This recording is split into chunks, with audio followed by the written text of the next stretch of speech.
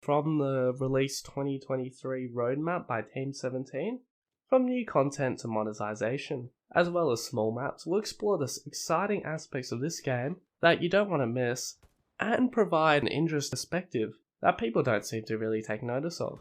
First off, we got the chronological ordering, which is cool and appropriate, but seems very similar to Battlefield 5's Tides of War, which turned into a complete disaster within 6 months of its release. And then we got to consider that by the time Team 17 gets up to 1945, the code of the game will at least be a decade old, which will definitely make it show its age by, 2027, so that's definitely something to be concerned about. However, we've got two big content pieces within this roadmap, the Polish and Winter War, which are very cool and unique, as they're rarely seen in any media, as most media focuses on the Allied advances in 1944 and 45. And we got the main disappointment kind of stemming from not seeing the Pacific War this year, which is not surprising due to its vast resources it'll take to accomplish. Additionally, the only unique maps will be around Burma and the Fall of Singapore, as we've all played enough Peleliu, Iwo Jima, and Okinawa to last us a lifetime. Now we've got monetization, and it's always a touchy subject among gamers, especially in a product that advertises historical accuracy. But over here, we like good business decisions, good business plays, and this is certainly one of them here. There are only realistically two sides to any debate surrounding microtransactions. You either don't like it because it opens up the door for more egregious forms of monetizations, or you recognize that isn't necessary for any product. And if you don't fall into either of these two camps, you're a bit of an idiot, to be honest.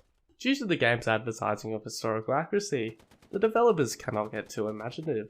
However, the Poland and Finland forces come into discussion because there is a connection between monetization and the introduction of more factions in this game that no one seems to take notice of. Due to the developers being restrained by World War II and not having the opportunity to do anything crazy, the introduction of more factions can create more opportunities for uniform skin options with minimal development time. This can be most seen in Finland, as I was doing a bit of research on what kind of weapons they had in World War II and specifically the Winter War. And it was basically consisted of German, Russian captured weapons, and the odd British weapon in there like the Lewis gun. And so Team 17 have all the weapons needed to actually bring that faction into the game, and there's not going to take much development time for them to actually do it, apart from the maps, which do admittedly take a while.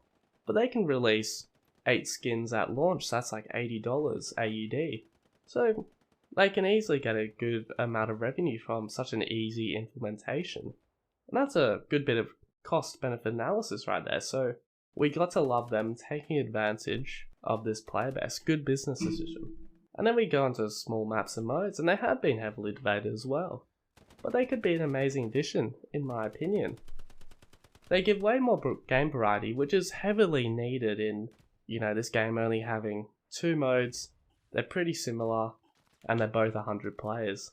But they can highlight the strength in communication and tactical gameplay, especially when they start on the Band of Brothers battery battle. The biggest caveat for most people is that it might turn the game into COD, or change its identity. However, from my perspective here and seeing how it can really elevate the games of the Premier League, it could improve its identity of being a shooter with heavy communication elements, as that is what, in my opinion, is the core of Hell Let Loose. Smaller game modes with fewer people could alleviate the fear of being embarrassed by 50 people, especially for the commander role, which is one of the reasons I've never really jumped into that position myself, because you don't want to be, the cause of the game going south or ending in a defeat abruptly.